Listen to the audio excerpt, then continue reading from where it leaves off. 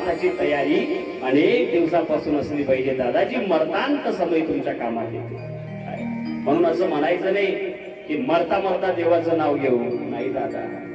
अरे मरता मरता त्या देवाचं नाव येणं एवढं सोपं नाही महाराज. जन्म जन्मा मुनी जतन कराई,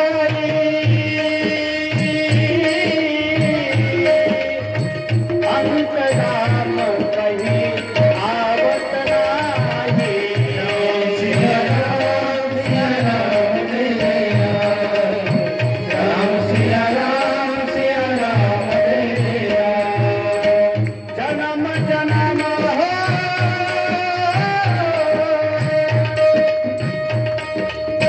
जन्म जन्म मुनी जतन कराई,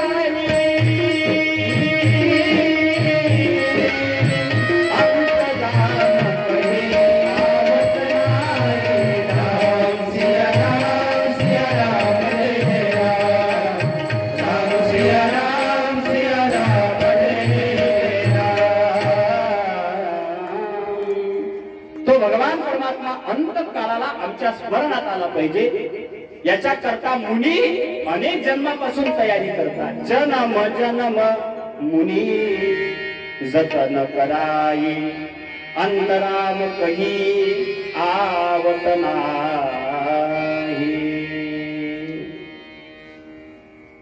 गजासूर हुशार. काही लोक आयुष्य घालवतात ना, मग पश्चाताप करतात.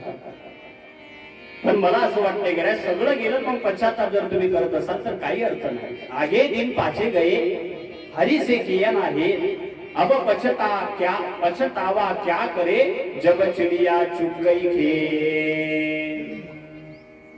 अनमोल किमतीचं आयुष्य नश्वर विषया करता खर्च करायचं. काही लोक बहुमोल देतात, बहुमोल घेतात. काही लोक पैसा देतात आणि त्याच्या बदल्यामध्ये सोनं घेतात. बहुमोल देणे, पैसा काय आहे? बहुमोल. आणि त्याच्या मोबदल्यामध्ये घेतलं ते काय घेतलं? सोनं. ते सोनं ही काय आहे? बहुमोल आहे. याला बहुमोल देणे म्हणतात, बहुमोल घेणे म्हणतात.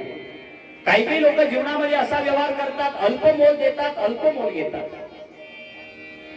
एका गावामध्ये एक माणूस आला, सायकल होती त्याच्या जवळ, सायकलला थैली अटकवलेली होती. त्या थैलीमध्ये त्याचं साहित्य होतं आणि तो जोर जोराने बोंबलत होता. काय बोंबलत होता? केसाला फुगे व मणिमाय बबल्या इकसतो. हे नाही म्हणत होता, तुझे माय तोटात आलेले का काही काही काय म्हणत होता? केसाला फुगे. तुम्ही विचार करता महाराज एवढा पंचम चांगला लावून आले म्हणजे महाराज करतात की काय? मी करत गेलं ते त्याचं ऐकलं. ते काय म्हणून ऐका ऐका, माझा विषय फार गोड आहे. केसाला फुगे. एका बाईने एवढा मोठा जप्ता आणला. कशाचा? केसाईचा.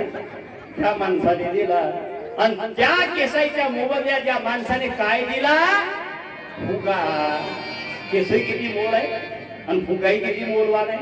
महाराज केस आहेत अल्पमोल आणि जो फुगा घेतला तोही आहे अल्पमोल. याला अल्पमोल देणे म्हणतात, अल्पमोल.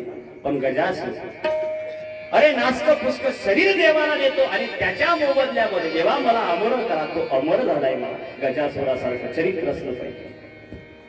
ज्याही वेळेस माझ्या महादेवाचं चरित्र सांगलं जातं त्यावेळेस गजासुराचं नाव येतं. हा गजासूर अमर झाला. त्याच्या देहरूपाने, त्याच्या चर्म रूपाने तो अमर झालाय.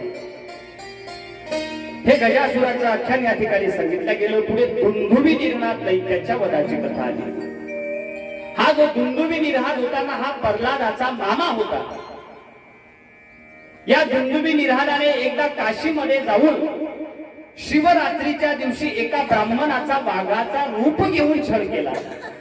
त्या ब्राह्मणाने महादेवाचा धावा केला.